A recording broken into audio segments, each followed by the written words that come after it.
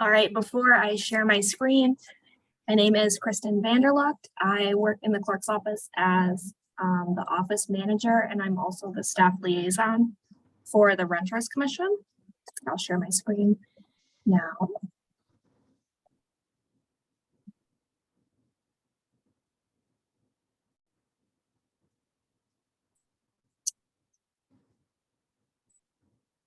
All right. So the Ann Arbor Renters Commission. The Renters Commission is an advisory commission to the city administrator and city council. And in this presentation, I'll go through the purpose, the membership, some recent work, some ongoing work, and then an upcoming event.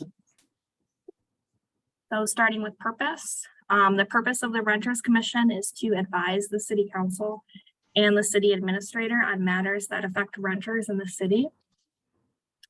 And some other kind of specific purposes outlined in the establishing legislation for the Renters Commission are that the Renters Commission is supposed to monitor and evaluate trends in rental housing using available statistical data and also input from the community. They are supposed to propose and evaluate, but also recommend and respond to policies, practices, laws, anything like that that affects renters in the city. And then they're also charged with monitoring the enforcement and how well the enforcement is working and how well the legislation is working that's related to renters, and then try to help improve those situations and make recommendations to improve those situations for renters in the city. So with the nature of the purpose, collaboration is really important, and two other kind of decision-making bodies that the Renters Commission should collaborate with for their work is other boards and commissions that have overlapping interests, other community organizations that have overlapping interests, and then also with other city departments with overlapping purposes and interests. And then another big one is the city's rental housing services unit. Rental housing services does all of the enforcement for Chapter 105, which is the city's housing code. And in housing code is all of the rules and regulations related to rental housing in the city. Which brings us to membership of the Renters Commission. The Renters Commission is representative of a lot of different renter perspectives, and we are prioritizing having those perspectives on the Renters Commission, and those are in blue here on the screen. And then in addition to the blue perspectives, the Renters Commission also has two appointed city council members, and those council members are Travis Renina and Cynthia Harrison. The Renters Commission also has one attorney with experience representing renters, and that attorney is a local attorney, Nick Ramel. And then we also have a liaison from University of Michigan Student Legal Services. And that is Gail Rosen. So quick about Student Legal Services. Student Legal Services is available to all students at the University of Michigan, and they help with legal issues of all kinds. There is a division for landlord-tenant issues, and that's where Gail is based. So Gail is a really good resource. This is a really excellent resource for students in the city who are having legal issues with their renting situation. Oh, I'll do a quick advertisement for serving on the Renters Commission. We have several voting vacancies right now.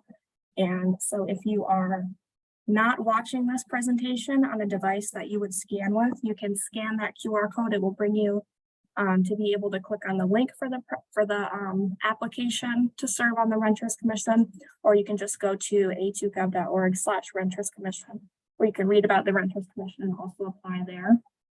The time commitment to serve on the Renters Commission isn't crazy. It's about 5 hours a month to read your packet, read your minutes, and then attend a regular meeting. It will be more if you serve on a committee. The meetings take place typically after 6 p.m. All the regular meetings are the third Thursday of each month at 7:30. And the committee meetings typically take place around 6 p.m. And the meetings are on Zoom, which makes them really convenient for folks to attend in the evening. And unlike a lot of other positions on boards and commissions, there is no Ann Arbor residency requirement.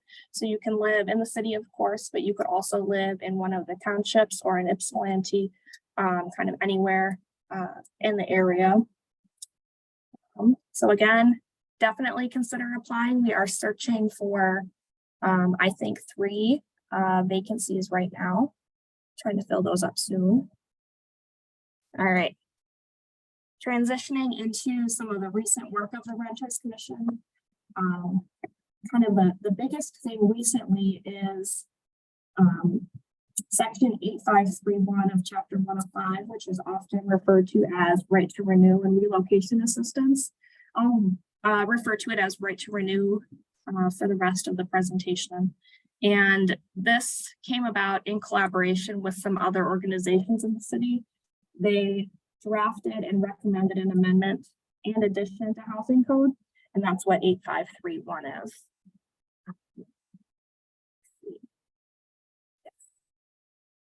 My next slide here goes a little bit more in depth for that new law. This law requires landlords in Ann Arbor to make a good faith effort or good faith offer to renew a lease to a tenant 180 days before the end of their current lease. And let's see, unless the landlord can establish good cause not to renew. And good cause is defined here below. It's also more defined in more detail in the city's code. But essentially, unless a landlord has a good reason not to renew, they have to ask the current tenant first if they'd like to renew before offering it to somebody else. And if they don't follow the rules to do that, they would be required to pay relocation assistance to the tenant. And that amount would be 2 months of rent based on the current rate. And then this came into effect in October of last year. I see a question. A. Watson, go ahead. Yeah, Andre. Hi, how are you? Good. Yeah. Good. Just listening to the details of that new policy. What if the tenant is just a bad tenant? Does the landlord still have to extend the ability to, the offer? That's a good question. So outlined in the code, the city's code references a code section from Michigan state law, which I believe has to do with I believe it is reasons kind of for eviction. So it has to be, they have to demonstrate like with evidence that this tenant, like they're not offering the renewal for a good reason. And those reasons are outlined there. And I can, if you email renterscommission@a2gov.org, I'd be happy to send that over to you. So it has to be kind of a legal reason not to renew, right? So they can't be just like, they're annoying or they too many maintenance requests. It can't be anything like that. It has to be a kind of a legitimate legal reason. And then along with those types of reasons, the landlord also, if they're not renting the unit for the next term, they don't have to offer it. So maybe for improvements or if they're living there themselves or offering it to an immediate family member. Okay. Thank you. Thank you. Good question. I think I covered all of that. Okay. Related to right to renew is the early leasing ordinance, which is a little bit of it's new relative to housing code, but it is new relative to housing code, but it's been around for a little while, over a year. And with the early leasing ordinance, landlords are required to have a certain timeline for when they can start asking current tenants to renew their lease. And there's rules for the timeline for when they can actually enter a lease with the current tenant. And it also tells landlords when they can start showing occupied units to prospective tenants. Outlined here is that timeline for the early leasing ordinance. The early leasing ordinance only applies to leases that are 8 months or more. So for any lease, regardless of length, as long as it's more than 8 months, this is the timeline that counts back from the end of the lease. So you can see in this 240 to 180 day range, landlords have to let current tenants know what the conditions of a new lease are. If they reach out to their tenant with that information earlier than 240 days, they have to provide an additional notice. And for a lot of people, that comes like as a letter with like your renewal rate and term lengths for renewal from your landlord. And then after that, the current tenant gets a set amount of time to respond. So they're allowed a month to kind of consider that offer and their other options. And then after that month or so, in the last 150 days of the lease, the landlord can lease to another tenant, or they can lease to the current tenant. And they also can show the unit to prospective tenants.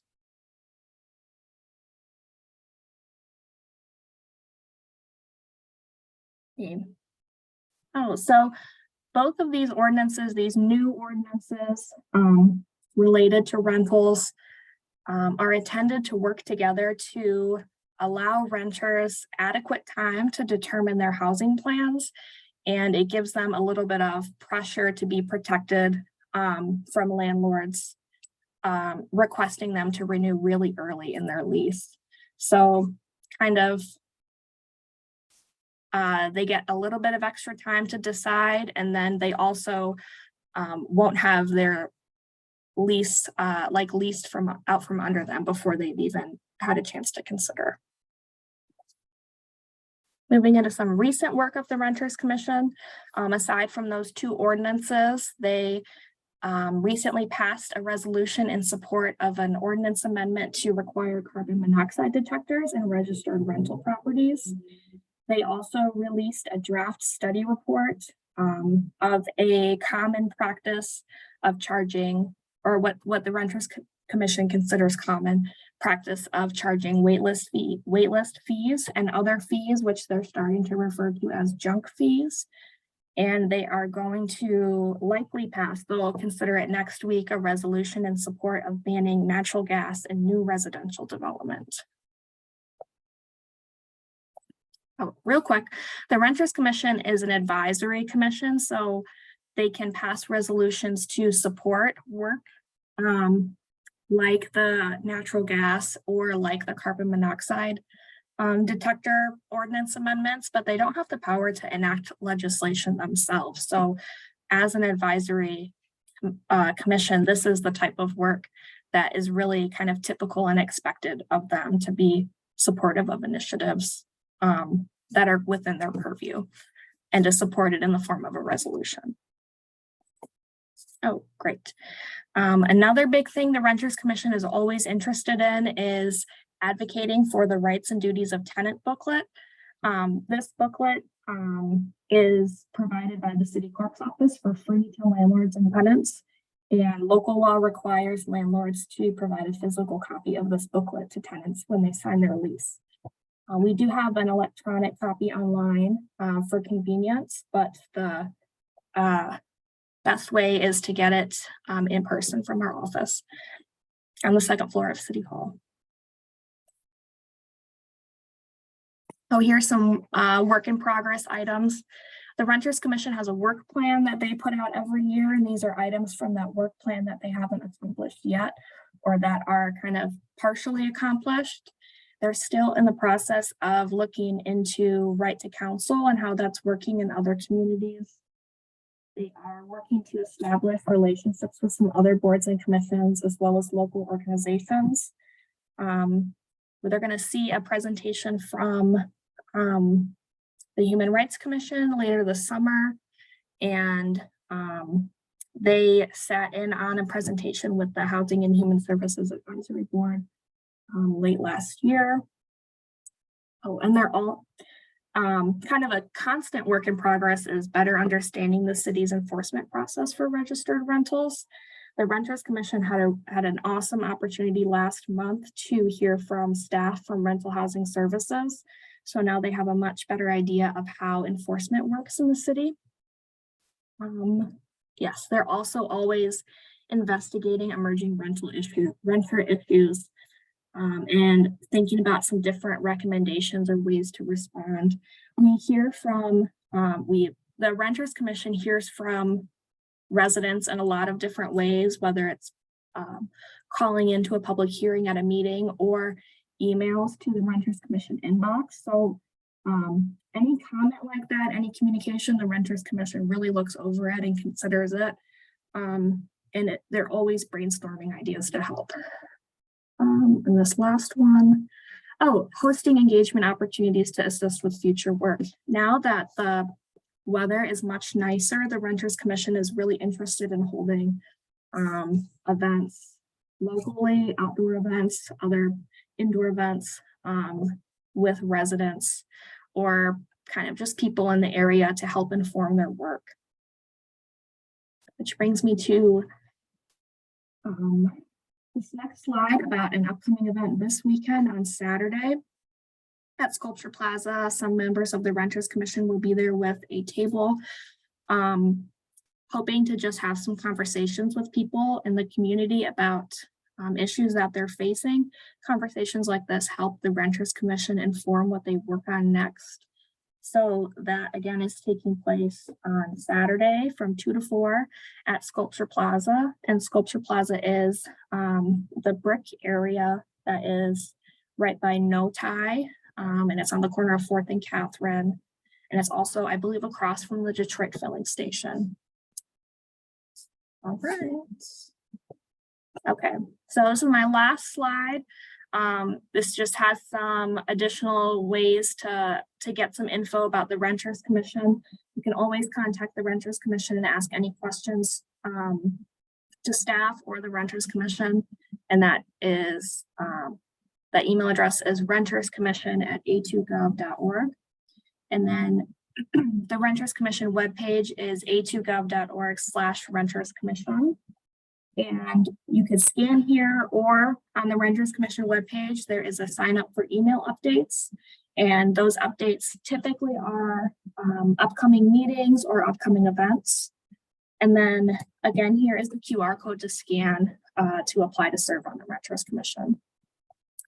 So I'll close my screen and I'm available for any questions for the next couple of minutes. If there's any questions about the Renters Commission or their work, or if I'm able to answer any about right to renew or ELO.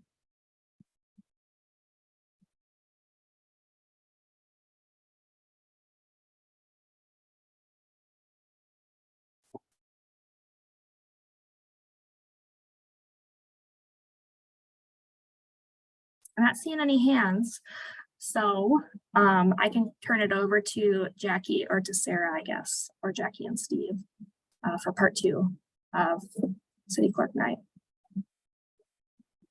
Thanks, Kristen. Thank you. All righty. Next, we're going to hear from our city clerk and our chief deputy city clerk, Jacqueline Boudry and Steve Gerhardt. Hi, thank you, Sarah.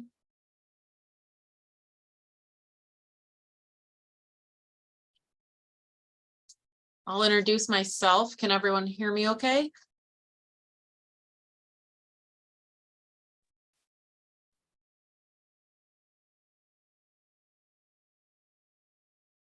Making sure everybody can hear me. Are we good? Yes. Yep. Okay, great. Great. So I'm Jackie Boudry. I'm the city clerk here in Ann Arbor. I've been here since 2005 in this role. And Steve and I will be going over, Steve is the chief deputy city clerk, and we'll be going over all the functions of the clerk's office and talk to you a little bit about what we do and how you might engage with us. And I just wanted to thank Kristen. The Renters Commission is a fairly new board, and so thanks for sharing that opportunity with the Community Academy as well. And I'm Steve Gerhardt. I'm the Chief Deputy City Clerk. I've been with the city for the past 5 years.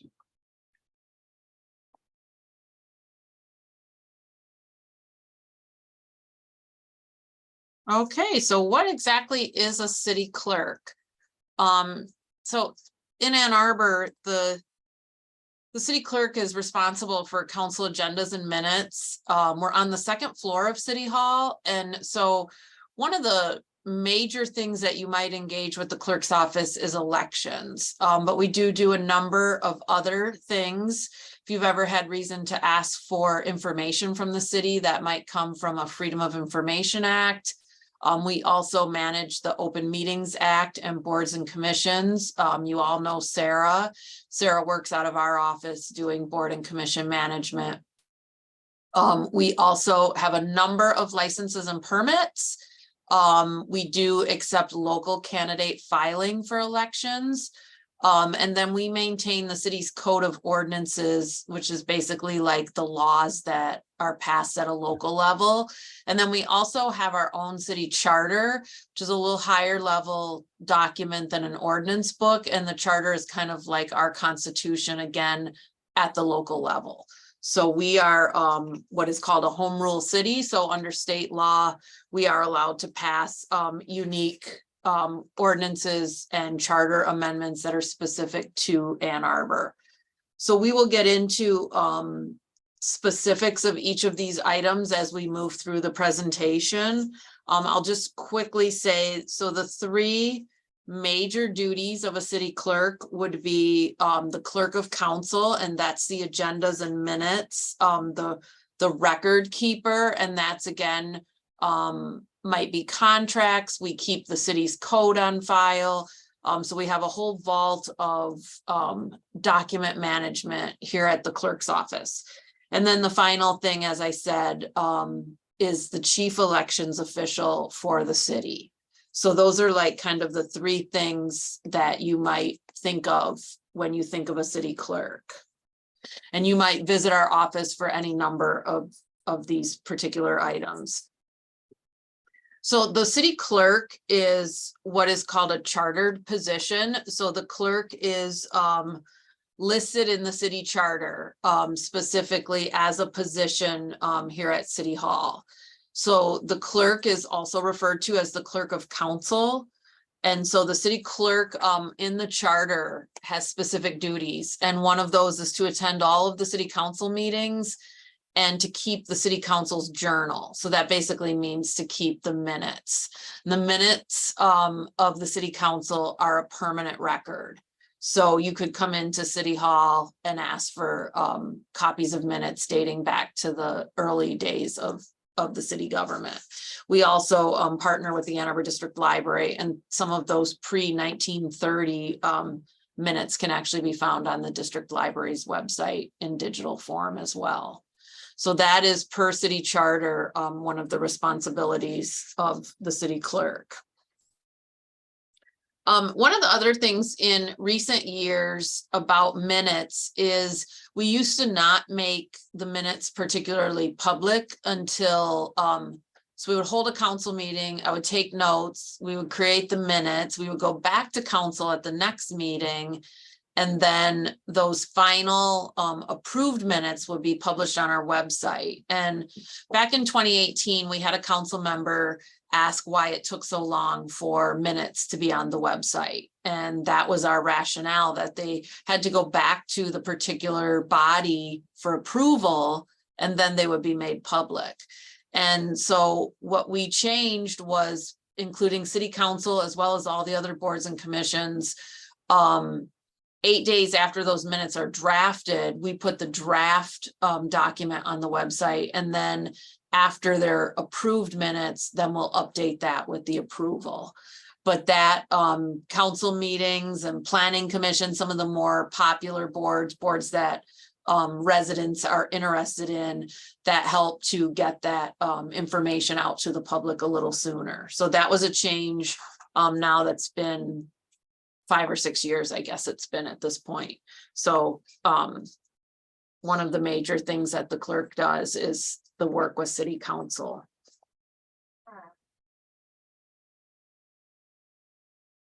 So as Jackie mentioned, we are a home rule city, which means that we are allowed to create ordinances that pertain directly to the governance of the city. And if you're interested in anything that pertains directly to the governance of the city, you can easily find that on the city's website, so a2gov.org. At the top of the screen, there's a bright orange banner that says Democracy in Ann Arbor. And there's a link to codes and ordinances that takes you to a website called MuniCode. And that has all of our ordinances. It's not really updated in real time, so anything that's updated or passed is still housed on our website, because you'll see that it's adopted ordinances not yet codified, which means we've not gone in and fully cleaned it up to make sure that the code looks nice and clean, and we cleaned up any old references, but that is a good place to look at everything. We do get a lot of phone calls, from residents asking us, how does this apply to my life? We had, the individual calling us today asking us about, hey, I have a motion detecting, or my neighbor has a Ring camera and it keeps going off and telling me I'm now being recorded every time I step out of my house. What is this legal, and how do I go about this? So we're kind of the catch-all department at City Hall, and we're very happy to help you navigate, but this is where you can take that shot at finding it yourself. Anything that is newly adopted is just on our website. So if you go to City Clerk, you'll see legal notices, and you'll see publication date and when they become effective. Ordinances typically take effect 10 days after publication, unless there's something that pushes that further out. You see there the housing code, that's 3 months post. They want it that they're later. Some of them are immediate effect. It just kind of depends on the ordinance. But again, anything that immediately was passed by city council is available on our website, so that you can see the most recent ordinances. So during our presentation tonight, we are going to have a number of questions to let you get involved in this. We have a couple quizzes, more or less. So you can go ahead and use the Q&A to put your answer, or just raise your hand if you know the answer. And this right here is our first one. Okay, so does anybody think they know who was the first female mayor elected in the city of Ann Arbor? We have a number of choices. We have Sabra Briere, Ingrid Sheldon, Christian Eberbach, or Elizabeth Brader. And feel free to either put that in the Q&A for us, or raise your hand if you think you might know the answer. We have Ingrid Sheldon as a guess. Jocelyn? I was gonna say Ingrid Sheldon also. Okay, we got a lot of guesses for Ingrid Sheldon. Steve, do you want to reveal the answer? The correct answer is actually Elizabeth Brader. So, couple fun facts about these people. So Sabra Briere, you might remember her as a Ward 1 council member, and she ran in the 2014 primary for mayor, but she did not advance past the primary. Ingrid Sheldon is our longest serving female mayor from 93 to 2000. However, Elizabeth Brader served one term from 91 to 93, back when we had 2-year terms. And Christian Eberbach is the oldest person on the list, but he's actually a man. He served as mayor from 1868 to 1869. So good answers. And I always think that's a fun one to see what you guys think of that.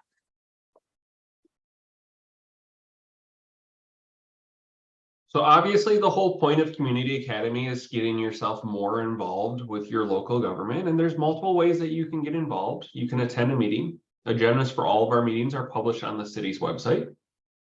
For city council and for the Energy Commission and Planning Commission, you have the ability to utilize e-comment. So from the time that the agenda is published up until 4 p.m. the day of the meeting, you can go on and register comments about agenda items that will be distributed to the members to let them know how you feel about an agenda item. You can say that you're for an item, you can say you're against an item, or that you're neutral, and then you can also go ahead and type in how you feel about that. It provides a nice little bar chart or a pie chart, so that way council can see, hey, this many people say they're for this item, this many people say they're against it, and here's a summary of all the comments. You can also watch meetings live, either on CTN or on YouTube. Or you can get appointed to a board or commission. In terms of boards or commissions, we have a lot of upcoming vacancies. We have the Airport Advisory Commission, which works to gather and analyze information regarding the airport and make their recommendations to City Council. And there's 2 vacancies on that committee. We have the Ann Arbor Transportation Authority Board, or the AATA. On behalf of the residents, workers, and government of the Ann Arbor Ypsilanti area, they determine policies and provide oversight to the Ann Arbor Transportation Authority. The Building Board of Appeals has 2 vacancies. They hear the appeals of the decision of the building official, and they have the power to grant variances from the state construction code. We have the Cable Communication Commission, and they provide opportunity for public involvement and perspectives on the cable communications from the city. We have the Center of the City, which has 2 vacancies. It helps facilitate the long-term development of the Center of the City open space, the former library lot. We have the Commission on Disability Issues, which currently has 4 vacancies. They promote and advocate for equal opportunity for all individuals with physical, mental, and/or emotional disabilities. Our Downtown Area Citizens Advisory Council has 6 vacancies. This is a group of residents who live in the DDA area who advise the Downtown Development Authority and the city on the implementation of the Downtown Development Plan and the Tax Increment Financing Plan. The Elizabeth Dean Fund Committee, they advise council on how to spend the income earned annually from a bequest made to the city in 1964 by Elizabeth Dean to repair, maintain, and replace trees on city property. The Greenbelt Advisory Commission, this is a group that advises and makes recommendations to city council on the stewardship of open space, including the growth and development of parks within the green belt. So this is a millage that was passed to preserve parkland, so space inside and outside the city. Local Officers Compensation Commission has 2 vacancies. They meet to determine the salaries of the mayor and members of city council. This determination will be the salary unless it's rejected by 2/3 of the members serving on city council. Park Advisory Commission, they provide public involvement in the community park and recreation services, and they provide recommendations on the parks administration. Obviously, Kristen touched on the Renters Commission and the work they do, and there's the 3 vacancies on that. The Transportation Commission advises council on all transportation policy with a focus on accessibility, mobility, equity, and safety for all.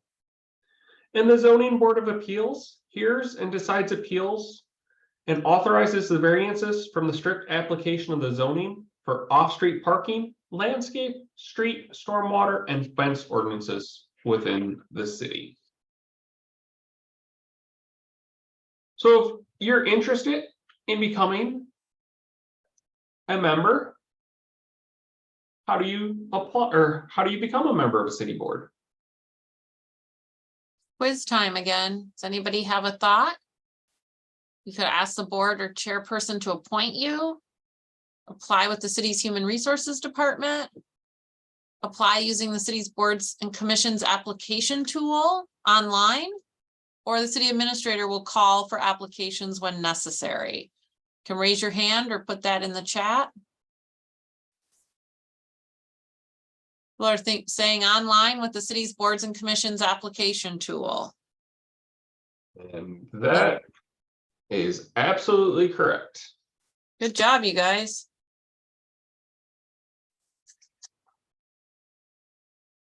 Brings us to our next question. The overwhelming majority of the appointments to boards and commissions and committees have terms ending on what date? May 31st, June 30th, December 31st, or 1 year from the date you were appointed?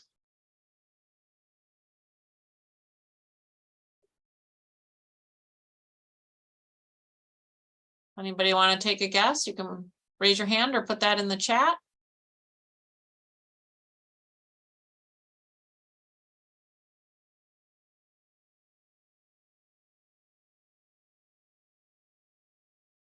We have May 31st and December 31st. Another one for May 31st. May 31st is the correct answer.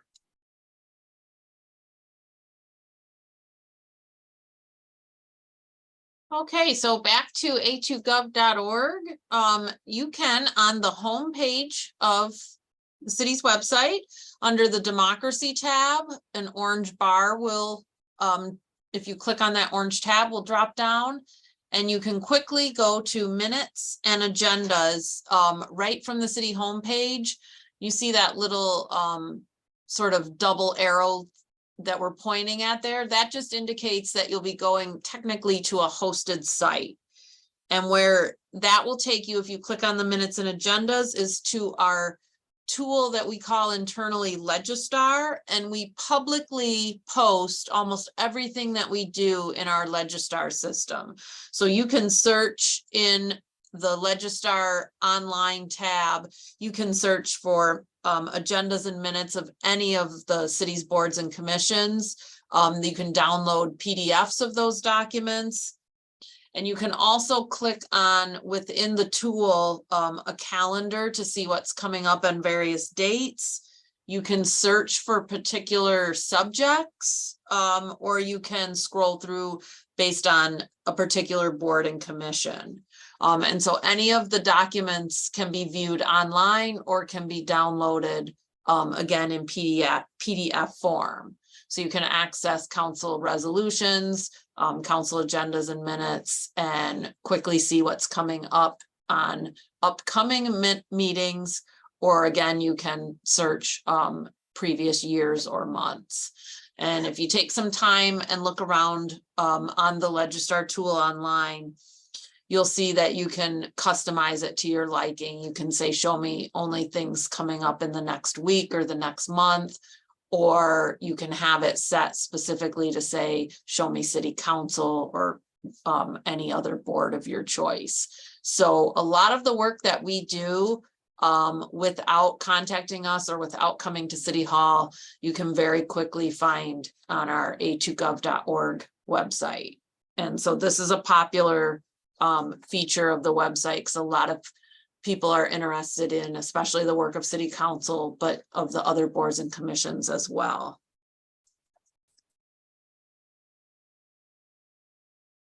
And I think we have another quiz coming up for you. Yeah. With the dozens of boards, commissions, and committee meetings, how many total public meetings were scheduled in 2022? 668, 872, 564, or 24?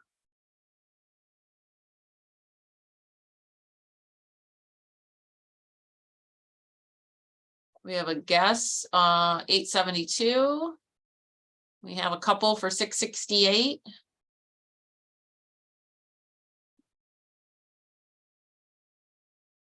We have D as a guess.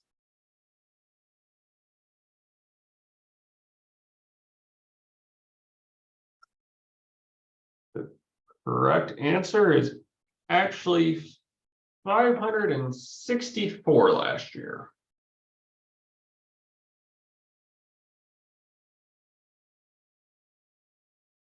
So another one of the major pillars that we do in our office is we are the FOIA coordinator for all departments except for the police department. That is one of Sarah's major responsibilities. Many of the resources that you're looking for can be found on our websites without submitting a FOIA request. Within 5 business days after submitting a Freedom of Information request, we are required to respond. That doesn't necessarily mean that you'll receive the documents that you're requesting within those 5 business days. It may just mean that you're getting a request back from us that says, based on the volume of what you're looking for, we need additional time to process, and that we're asking for another 10 days. If you email or apply online, your request is considered received the next business day, and that starts that 5 business day clock. For FOIA requests that are estimated to have fees exceeding $50, we do require a deposit of 50% prior to us processing the request. The majority of our FOIA requests do not have fees associated with them, though, because we do offer the first hour of labor associated with fulfilling a FOIA request for free. So therefore, most Freedom of Information requests are very quick and simple for us to go ahead and process as a city, and there's very few that actually require charges to them. Brings us to our next question. In 2009, the clerk's office responded to 316 Freedom of Information requests. By 2015, that number had grown to 525 requests. How many FOIA requests do you think the clerk's office responded to in 2022? 206, 650, 753, or 992?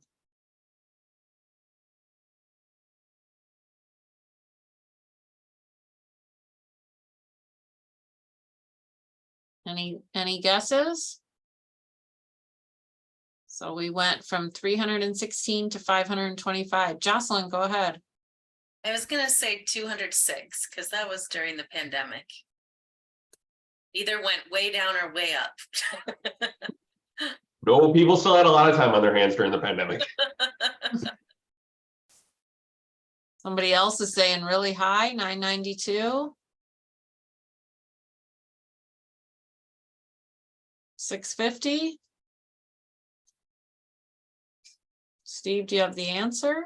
Emily is correct. The answer is 650. We did have a question in the chat about why we would collect a fee or when do we collect a fee.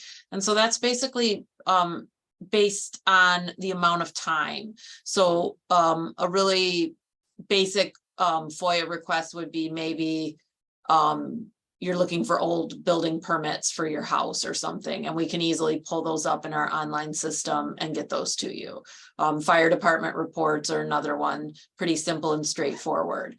But if you wanted, often it's media, like maybe there's a hot issue in the city and they want to see like all the email communication about a particular topic or to and from mayor and council on a subject. That's a lot of documents and a lot of possible review. We might need our attorneys to look at it for attorney-client privilege communications might be in there. So when we get into like a large volume, a lot of research, or a lot of staff hours doing redacting, then we're going to ask to have that cost to the city recouped. So that's basically the reason we charge a fee, is because it is something that's not as simple as, you know, I can pull that out of a drawer in a minute and hand it to you. So licensing and permits, I mentioned this early, other than city council or elections, you might visit us because you're looking to get a permit of some sort. And so the clerk's office, I think Steve had said this earlier, tends to be a little bit of a catch-all. So if you can't figure out what city department might handle this, we all know if you want a building permit, you go to the building department. But some of the less common things often are calls to the city clerk's office. How do I do this? Do I need a permit? So we have a number of different things listed here that some are you might have heard of, like dog park licenses, dog licenses. We do liquor licensing as well as both medical and recreation or adult use marijuana. We do have a city cemetery that we sell plots to, as well as permits to bury. Backyard chickens and ducks are a popular one as well. Block parties, you can do that within your neighborhood. You can close the street to have like a summer festival or party with your neighbors. So these are all things that you can come to the clerk's office and apply for. Many of them we've now put online as well.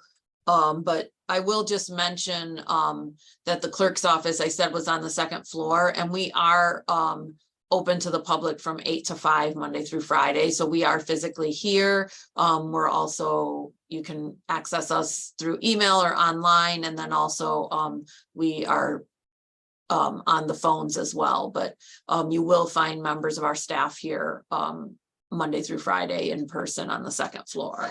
So these are a number of things that people come to us looking for these types of permits. A few of the more popular ones that you might be looking for that we don't provide. Often our neighbor down the street, the Washtenaw County Clerk, will have them. And the most popular is looking for a marriage license or birth and death records. And I think it was listed on the other list. I will say, as the marriage license makes me think of this, we do at the city offer domestic partnership. And we offered those way before the marriage expanded to include, you know, marriages besides between a man and a woman. But prior to that, we had domestic partnership, which we offer to anyone that is interested in that service. And we still provide that even as marriage has been expanded.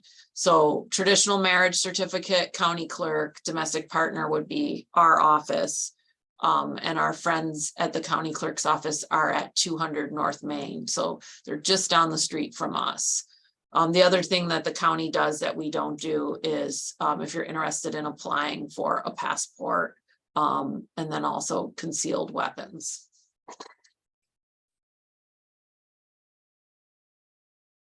So another quiz with that expansive list of things that we do issue here at City Hall. Any guesses on how many licenses and permits the city clerk's office issued in 2022? 362, 2,256, 9,997, or 1,322. And I will give you a hint that the most popular thing that we issue in the clerk's office is related to dog licensing and the dog park permits. So that's my hint in terms of what we issue. If anybody wants to raise their hand or put that in the chat. We had the 2,256 or bigger from Emily, another one for B. And B is the correct answer. All right, good job, you guys. So the third major pillar, and probably the pillar that you're most associate with the clerk's office, is we are responsible for the administration of elections. The charter defines the clerk as the chief elections officer for the city. Currently, we have 53 precincts within the city. A precinct is just the smallest geographical unit of the voting process. It's you and up to 2,999 of your closest neighbors. It has to be a nice geographical continuous group. It's your little, the school that you go to vote, the library that you go to vote, the church that you go in to vote. It's where you go to on election day to vote. Obviously, we're always looking to continue to innovate. So we've developed an award-winning line tracker website to allow you to vote, go online and see your estimated wait time if you choose to vote in the precinct. We also created an email notification system for those choosing to vote via absentee ballot to know when their ballot has been mailed to them. And also when their ballot has been received back into our office, when we verified that your signature has been matched up so that we know that it was really you that submitted your absentee ballot and that it was all safe and sound, ready for processing on election day. All information regarding elections can be found at a2gov.org/elections. So everything related to elections goes through our office, including, ordering ballots, staffing election, polling locations, determining where polling locations are, setting precinct boundaries, determining what and how many early voting or how many satellite offices we need, getting election inspectors to work election day, getting workers to work the absentee count board. And that brings us to our next question. For the November 2022 general election, how many employees do you think the city employed as election inspectors? 584, 53, 381, or 806?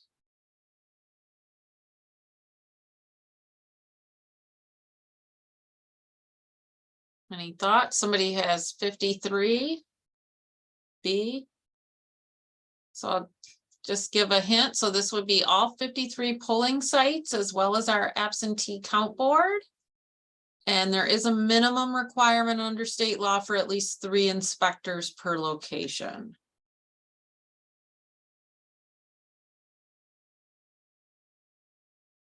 Anybody have a guess?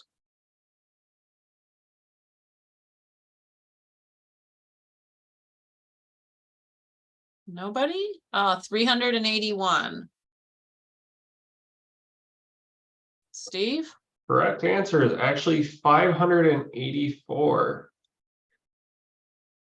So if you're interested in becoming an election inspector, which I hope you are, we employ 3 different types of election inspectors on election day. We have poll workers to staff our 53 precincts. These individuals work from 6 a.m. until approximately 10 p.m. on election day.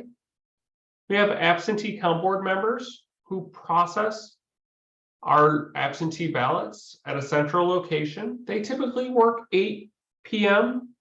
until approximately 10 p.m. or later. Or if you are a night bird and you prefer staying up later, we have receiving board members.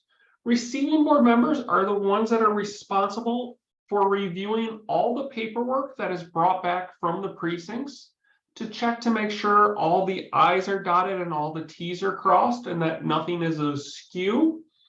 And these people start working at approximately 7 p.m. and go up until 11 p.m.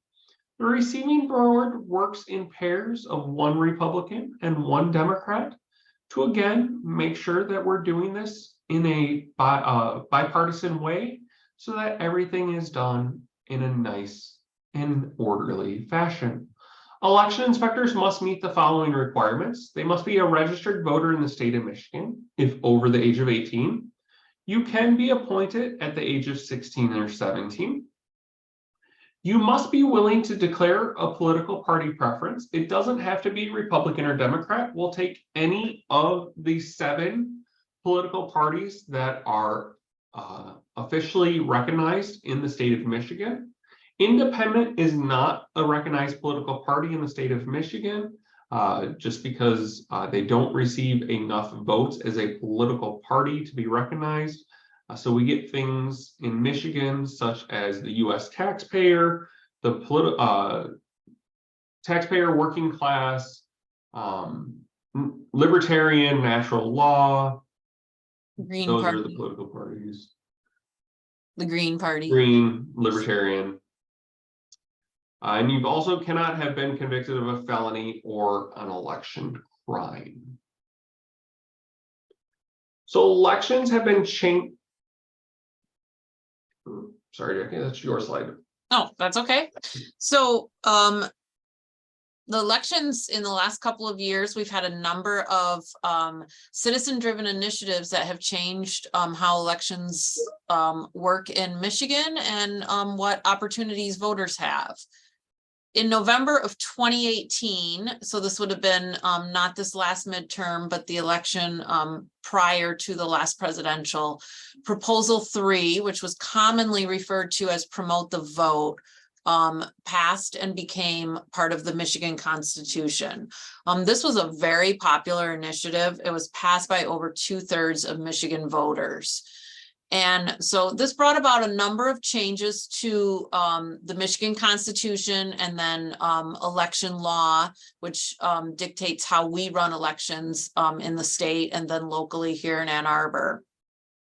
So some of the things may seem like they were already happening or they're obvious, but it did enshrine these things in the Michigan Constitution. One of them was the protecting the right for voters to vote a secret ballot.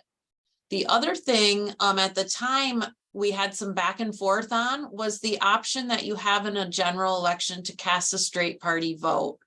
So if you think about in a general election, you can go into the ballot booth and the first thing on the ballot is, do you want to vote a straight ticket? And it lists all of those parties that Steve was talking about. So not just Republican and Democrat, but you might say, I want to vote for everybody from, you know, the Green Party or the Libertarian Party. And so then if you select that single option to cast a straight ticket, it will vote for everybody in the partisan section of the ballot. And that would include all the way down to our local mayor and council run on a party ticket. So that it's not a requirement, but what this did is said Michigan voters will always have this option. Many people find this to be very convenient. I'm not sure about every single office, but I know that I'm a Democrat or I know that I'm a Republican, so I'm happy to just pull that straight ticket. So this became under Proposition 3. We quit arguing back and forth whether it would be on or off the Michigan ballot. And now it's officially in our Constitution that we offer this. So those were some of the things. The bigger ones that you probably as a voter may be familiar with, no reason absentee voting. We no longer ask you when you apply for that absentee ballot, do you want, is this because you're over age 60? Are you planning to be out of town? Why can't you go to the polls on election day? So no reason AV was very popular. For years, clerks in Michigan pushed for this initiative. And finally, as part of Promote the Vote, no reason absentee voting became official in Michigan. The other things that changed with Proposition 3 related to voter registration. We used to have a very hard, firm 30-day close of registration. Now voters have until 15 days before the election to mail in or do any other choice for voter registration. Maybe you're getting your driver's license. You can go to the county clerk. So you have 15 days to do those things. But even that 15-day deadline is a softer deadline. After that, the last 14 days, you can come in person to City Hall or to our satellite city clerk's offices, and you can register in person from day 14 up until 8 p.m. on election night. So this has been a big implementation in Ann Arbor. It's widely popular on campus. So you think of students or people who maybe are moving around a lot. They realize in the old days, it's 10 days or 20 days before the election and they're told it's too late to register. Now they have that 14-day window to do it in person. Prior to that, 15 days is the last day to do it in another way by mail or Secretary of State. But those last 14 days, we accept voter registration up until 8 p.m. on election night. You can get in line to register to vote. So that's been a big change, particularly in college towns like Ann Arbor and East Lansing. So that was a major change that we've been implementing since the 2018 election.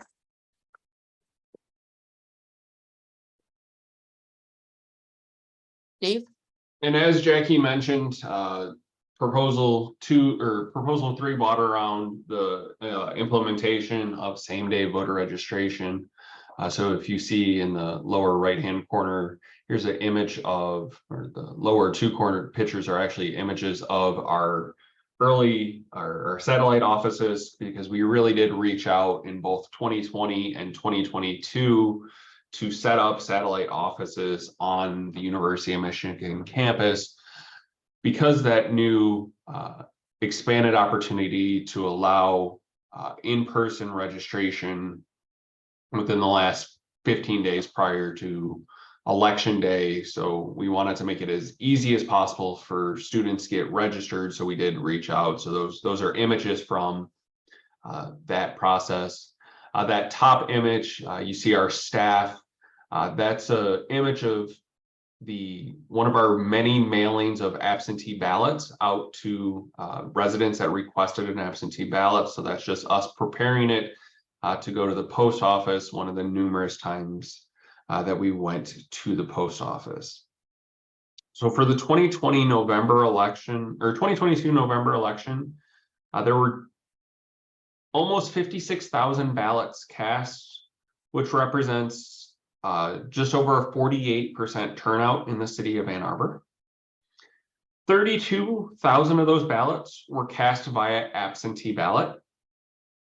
Of those 32,000, 10,000 of them were returned via the postage paid envelope, which you see in the top right-hand corner photo. So people got them in the mail, stuck them right back in the mail, and got them back to us. So 31% of those individuals used that postage paid envelope to return their ballots. 40% of the ballots that we received back in November of 2022 were returned to City Hall at either the drop boxes on City Hall property or to our front counter at the clerk's office. 15% of the ballots that we got back for the November election were returned to our 4 standalone drop boxes, which are at Fire Stations 5 and 6, Cobblestone Farms, and Betts Park. 11% of them were returned to the University of Michigan Museum of Art, and just over 2% of them were returned to the University of Michigan Duderstadt Center, our other satellite office. The University of Michigan Museum of Art opened as a satellite office to registered voters on September 27th and was responsible for registering 3,114 voters, including 978 on election day alone.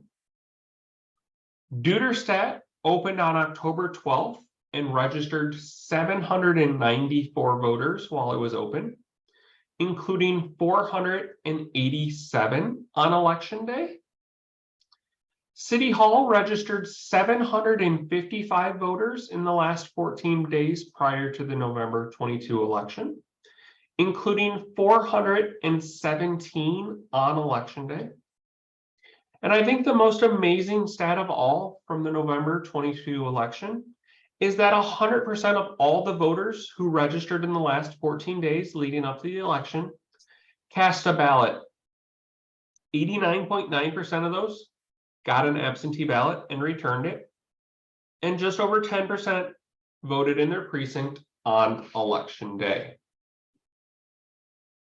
Now, in November of 2022, there was another constitutional amendment that was voted on by the voters, and this one passed with over 60% support. This one also, much like Proposal 3 did in 2008, It enshrined into law things that were already best practice. It recognized the fundamental right to vote without harassing conduct. It now requires that military and overseas voters, as long as their ballot is postmarked by election day, that we have to count it. Previously, that ballot had to be in our hand by 8 p.m. on election day. So now military and overseas voters have a little bit extra time for their ballot to be returned to us.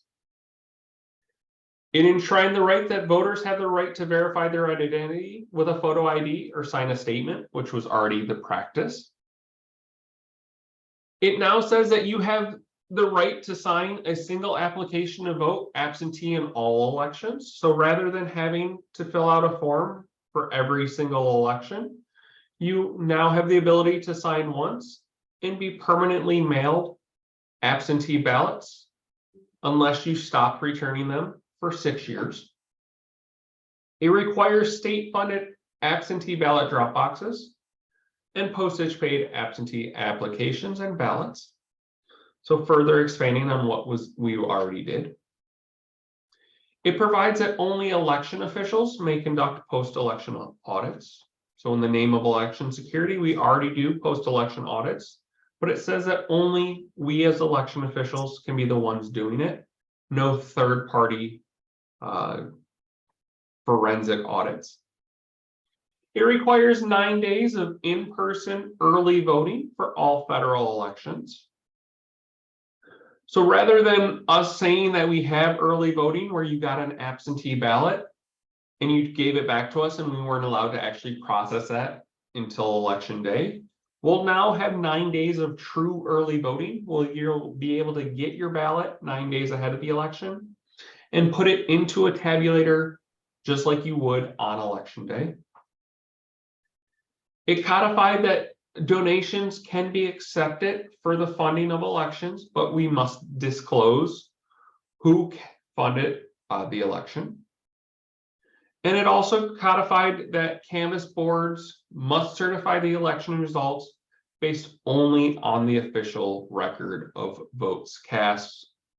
So there can now, when we go through a canvass and we say that this is the vote record, the next step in the process is the County Board of Canvassers looks at that results and says, yes, this is the true record of the election. They certify there can no longer be an issue. So we have another quiz. Now that we've passed Proposition 2, in addition to Proposition 3, how do you think you can get a ballot in the upcoming elections? You can vote absentee ballot from the comfort of your own home, in person at your polling place on election day, from a new early voting center starting Saturday 2 weeks prior to the election until the Sunday prior to election day, or whichever of the above ways works best for you. Any thoughts on that? Lillian has D, Laurel has D. And that is correct. Whatever way you find works best for you. And I'll just make a plug here. If you haven't seen it yet, on the city's homepage, ahugov.org, there's a link. We have a survey about voter interest in early voting and just generally what you think might be your best voting plan for 2024. And so that survey is on A2 Open City Hall, and you can find the link on the city's homepage. So check that out. It's 6 easy questions, but we're looking to hear from city residents. So as we kind of mentioned prior, we're always looking to innovate, and one of the things that we did is we created an election day tracker, and obviously we'll roll this out also to our early vote centers so that you can go ahead and look to see if I go to a vote center right now, what is my estimated wait time? So that way you can kind of plan if you know it's this Saturday 2 weeks prior to the election and it's a beautiful, you know, August day and you don't really want to stand in line and you see that there's a line, you could maybe decide that you're going to go that Tuesday instead because you're more willing to go during the week. You can use this election day tracker to see how many people are currently standing in line. And what that correlates into what you would expect to stand in line. Again, if you choose to go to your precinct on election day, the same thing exists. And it tells you how many people are standing in line and what your estimated wait time is. And as a result of our work on this, this did win a 2019 Election Assistance Award, Cleary, for being an outstanding election innovation. Also, as you've probably seen by now, we have your hashtag A2 Pride. We have the 3 different designed stickers that you get with your absentee ballot or in your voting locations. Also, if you go online, we have the different I voted stickers that are already social media ready, including the 7 most commonly spoken languages in the city of Ann Arbor, so that you can share it in both red, white, and blue, and maize and blue, so that again, it's easy to share your Ann Arbor pride for voting. But our design contest in 2020 was again recognized from the Election Clearinghouse as a Cleary Award winning for outstanding I voted sticker. We will be running this contest again in time for the 2024. So again, if you have any ideas on what you would like to see your I voted sticker, keep that in mind, because we will be doing this contest again. So, you know, start sketching out your ideas now. And that brings us to the end of our presentation. If you have any questions, we'll take them now. Feel free to raise your hand. Jocelyn, go ahead. Hi, did you say that the precinct size was 300 people? 2,999 is the maximum size that we can go to, yeah. Got it. And is that like a standard across the state, or is that just in our specific area? No, it's the standard across the state. Obviously, we try to, you know, be less than that. And the way that that actually works is you can subtract inactive voters. So voters that have not voted for over 6 years doesn't count towards that number, but that's the maximum active voters is that 3,000 number, well, 299. So that's a maximum in state law, and it, you have to look at, like Steve said, you might have an inactive voters, like a lot of our student precincts. We push that limit because we know that there's a lot of constant turnover. But if you have a very active precinct, I look at like the Dickin Elementary precinct is very, very busy. We wouldn't be able to accommodate 3,000 registered voters there. Then the other thing is you might have a higher registration rate with early voting and no reason absentee. So we're still learning what that looks like. What can we accommodate on election day? Because maybe take that Dickin precinct, 500 have already voted. They've already turned in a vote by mail ballot. So then now I'm knocking that off my anticipated election day turnout. So it's all, that's the max you can do, but there's all sorts of planning that goes into that based on voter behavior. Got it. Thanks. Ken? Hi, thank you. This has been good. Sorry about the bird sounds in the background.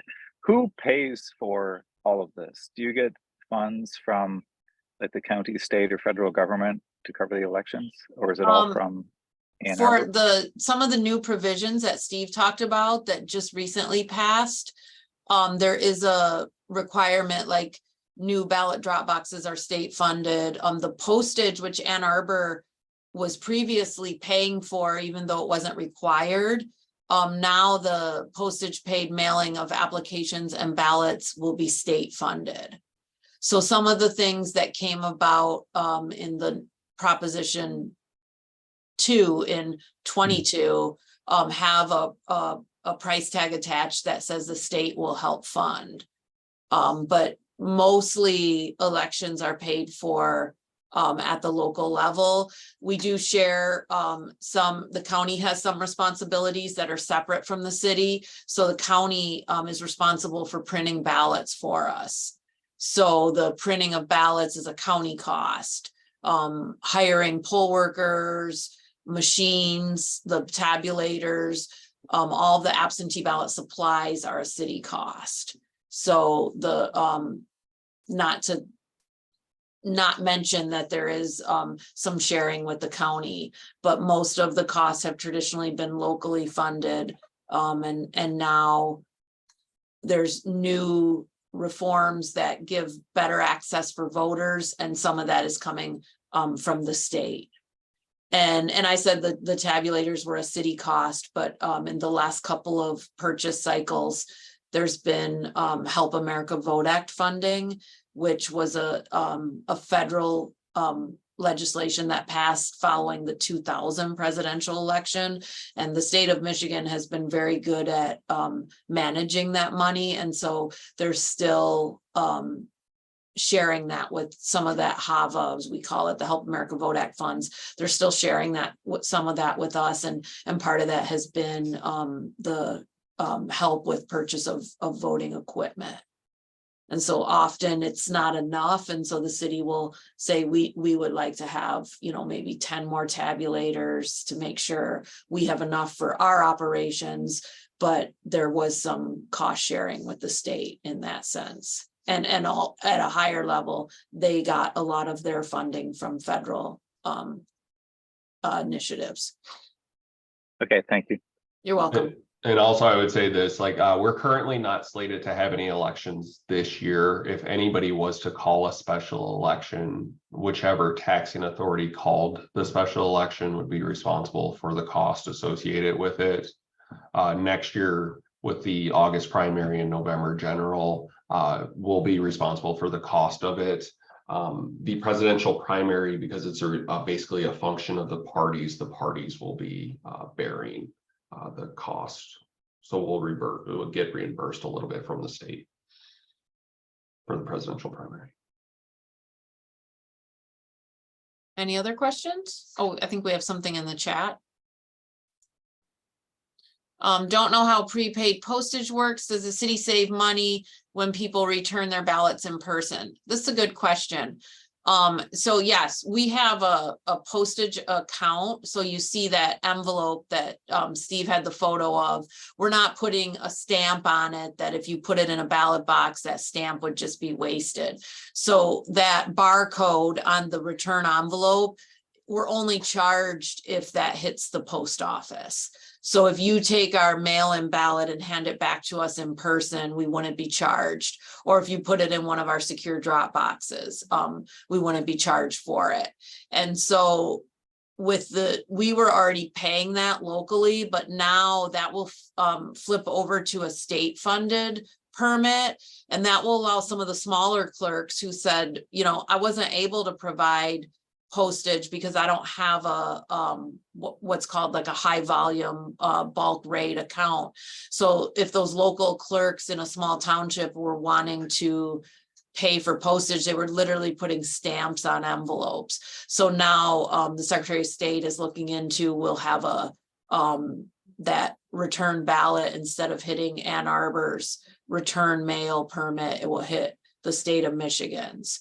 So then that will be more equitable statewide, instead of each local community deciding if they were going to support postage paid. So that's a good question.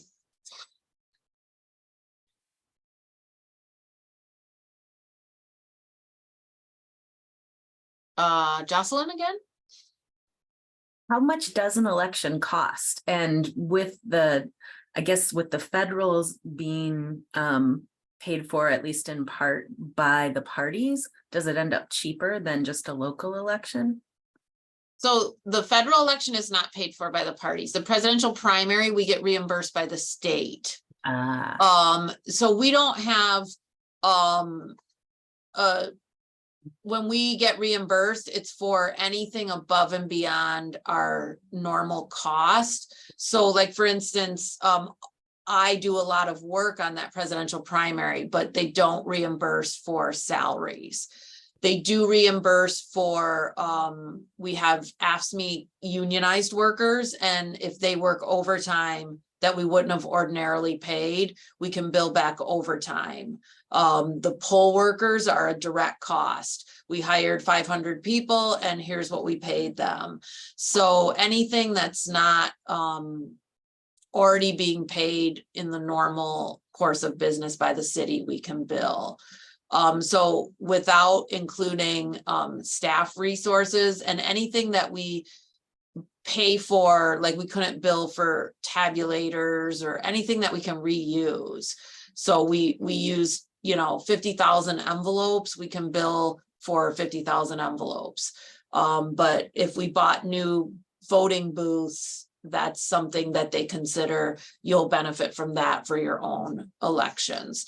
So I think the last time we billed for presidential primary, I think it was around 150,000. Yeah. And so that keeps going up because previous years we didn't have postage paid envelopes. We didn't have our satellite offices. So as new reforms are passed, there is a price tag. So we're glad to see that the state is helping with some of these new provisions, but that 150,000 would include the cost of printing ballots, the poll workers, overtime, temporary employees. So we can't charge for the 7 people that work full-time in the office, but if we bring in 10 more temporary workers, even their 8 to 5 pay, we could charge. So that number keeps changing because elections keep changing. Got it. Thank you. And if I could just say, I love the emails letting me know that you received my absentee ballot, and those are great to know that it's actually there. Yeah, I think especially since the pandemic and just a lot of, there's a lot of mis and disinformation about absentee ballots. And so we've gotten a lot of positive feedback that I'm glad to see that email, and also telling you how and when your ballot would be tabulated. So we got a lot of positive feedback about that. Ken? Yeah, another question. In terms of the election day workers, do they really have to work? Like, does one person work from opening until close? Yes, and just because we've tried doing shifts, and I will just say that from a paperwork standpoint of like having different sets of people sign things, and then just from an accountability standpoint of having different people come in and take over, especially just in the political climate that we live in, having people come in and do shifts that sort of like, I don't know who signed this in the morning and now you're asking me to sign off in the afternoon type thing. It was a struggle when we tried it, especially in 2020. There was a sense of I'm not comfortable with this. I'd really just rather do the full shift. So yeah, it was something that unfortunately doing shift work just doesn't work. Okay, thanks. We did with some success make an exception for student poll workers on campus. Like we let them come and go for class, and I think that was successful.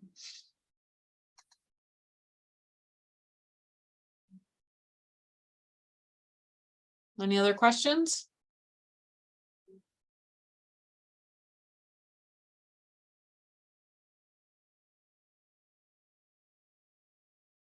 Well, thank you for listening to us. We appreciate it. Thanks for being here. Sarah, should we turn it back over to you? Yeah, thank you for coming today, Jackie and Steve. Jackie and Steve are part of my office and I love them so much. So it's really exciting to have my office be representative in everything. So yeah, I believe that next week is IT. Could be wrong, but I'm pretty sure it's IT. And I will see everybody next week. Have a great weekend.